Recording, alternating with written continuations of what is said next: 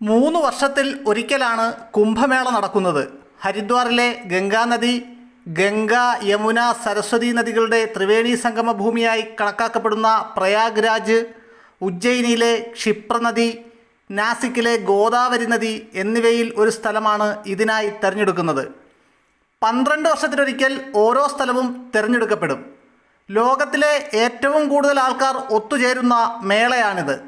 ഇനി 2025 ജനുവരി 12-നാണ് കുംഭമേള നടക്കുന്നത്.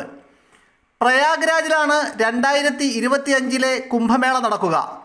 വരുന്ന കുംഭമേളയ്ക്കായി 933 കോടി രൂപയുടെ നിക്ഷേപ പ്രവർത്തനങ്ങളാണ് ഇന്ത്യൻ റെയിൽവേ നടപ്പാക്കാൻ ഒരുങ്ങുന്നത്. 992 സ്പെഷ്യൽ ട്രെയിൻ സർവീസുകളും പ്രഖ്യാപിച്ചിട്ടുണ്ട്. അതിൻ്റെ വിശദാംശങ്ങളിലേക്ക് കടക്കും മുമ്പ് എന്താണ് കുംഭമേളയെന്നും അതിൻ്റെ പ്രാധാന്യം എന്തെന്നും നമുക്കൊന്ന് അറിഞ്ഞുവരാം. കുംഭമേള നടക്കുന്ന സമയത്ത് അതാത് നദികളിലെ വെള്ളം അമൃതാകും എന്നാണ് വിശ്വാസം. ഓരോ വർഷവും വ്യാഴം, സൂര്യൻ, ചന്ദ്രൻ എന്നിവയുടെ സ്ഥാനത്തിനനുസരിച്ചാണ് ദിവസം തീരുമാനിക്കുന്നത്. ബ്രഹ്മാവിൻ്റെ നിർദ്ദേശപ്രകാരം ദേവന്മാർ അസുരന്മാരുമായി ചേർന്ന് അമൃത് കടഞ്ഞെടുത്തു. എന്നാൽ അത് കിട്ടിക്കഴിഞ്ഞാൽ അസുരന്മാരുമായി പങ്കുവെക്കുന്നതിന് പകരം സ്വന്തമായി ഉപയോഗിക്കാനാണ് ദേവന്മാരുടെ തീരുമാനം എന്ന് മനസ്സിലാക്കിയ അസുരന്മാർ പ്രതികരിക്കാൻ തീരുമാനിച്ചു. ഇത്തരത്തിൽ 12 ദിവസങ്ങളായി നടത്തുന്ന ഓട്ടത്തിനും പിന്തുടർച്ചയ്ക്കുമിടയിൽ മേൽപ്പറഞ്ഞ 4 നദികളിലായി അമൃത് വീണു എന്നാണ് ചരിത്രം. കുംഭമേളയുടെ സമയത്ത് പുതുതായി സന്യാസം സ്വീകരിച്ച നാഗസന്യാസിമാർ ഗംഗാതീരത്ത് ദീക്ഷ അനുഷ്ഠിക്കും.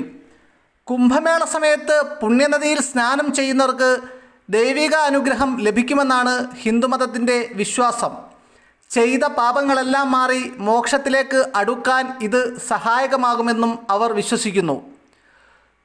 ഇക്കുറി കുംഭമേളയിൽ 30 കോടി മുതൽ 50 കോടി വരെ ഭക്തർ പങ്കെടുക്കുമെന്നാണ് പ്രതീക്ഷിക്കുന്നത്. നമ്മുടെ കേരളത്തിലെ ജനസംഖ്യ 4.5 കോടി മാത്രമാണ് എന്ന് ഓർക്കണം.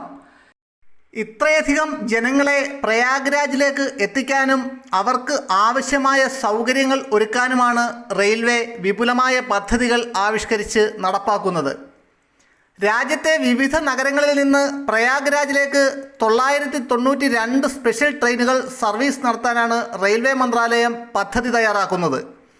നിലവിൽ പ്രയാഗ്രാജിലേക്ക് വിവിധ നഗരങ്ങളിൽ നിന്നുള്ള 6580 റെഗുലർ ട്രെയിൻ സർവീസുകൾ കൂടാതെയാണ് പുതിയ സ്പെഷ്യൽ സർവീസുകളും നടത്തുക. പ്രത്യേക ട്രെയിനുകൾ ഓടിക്കുന്നതിനൊപ്പം യാത്രക്കാർക്കായി വിവിധ അടിസ്ഥാന സൗകര്യങ്ങൾ സൃഷ്ടിക്കുന്നതിനും നവീകരിക്കുന്നതിനുമായി മന്ത്രാലയം 933 കോടി രൂപ നീക്കിവച്ചിട്ടുണ്ടെന്ന് ഉദ്യോഗസ്ഥർ അറിയിച്ചു. പ്രയാഗ്രാജ് ഡിവിഷനിലും സമീപ പ്രദേശങ്ങളിലും 3700 കോടി രൂപ ചെലവിൽ റെയിൽവേ ട്രാക്കുകളുടെ ഇരട്ടിപ്പിക്കൽ ദ്രുതഗതിയിൽ നടന്നുവരുന്നുണ്ട്. ട്രെയിനുകളുടെ സുഗമമായ ഗതാഗതത്തിനായാണ് പാത ഇരട്ടിപ്പിക്കൽ ദ്രുതഗതിയിൽ നടത്തുന്നത്. അതേസമയം വാരണാസിക്കും ജൂസിക്കും ഇടയിലുള്ള റെയിൽപാതകളുടെ ഇരട്ടിപ്പിക്കൽ പൂർത്തിയായതായും പ്രയാഗ്രാജ്, റാംബാഗ്, ജൂസി, ജംഘായ്, ഫാഫൗമൗ പാത എന്നിവ കുംഭമേള ആരംഭിക്കുന്നതിന് മുമ്പ് തന്നെ സജ്ജമാകുമെന്ന് പ്രതീക്ഷിക്കുന്നതായും ഉദ്യോഗസ്ഥർ പറഞ്ഞു. കുംഭമേളയിൽ ഭക്തരുടെ വൻ തിരക്ക് കൈകാര്യം ചെയ്യുന്നതിനുള്ള ക്രമീകരണങ്ങൾ അവലോകനം ചെയ്യാൻ റെയിൽവേ മന്ത്രി അശ്വിനി വൈഷ്ണവിൻ്റെ നേതൃത്വത്തിൽ വിവിധ യോഗങ്ങൾ ചേർന്നിരുന്നു. വടക്കൻ railway, north central railway, north eastern railway തുടങ്ങിയ സോണുകളിലെ ജനറൽ മാനേജർമാർ ഉൾപ്പെടെയുള്ള മുതിർന്ന റെയിൽവേ ഉദ്യോഗസ്ഥരുമായി വീഡിയോ കോൺഫറൻസുകൾ നടത്തുകയും തയ്യാറെടുപ്പ് പ്രവർത്തനങ്ങളുടെ പുരോഗതി അവലോകനം ചെയ്യുകയും ചെയ്തിട്ടുണ്ട്.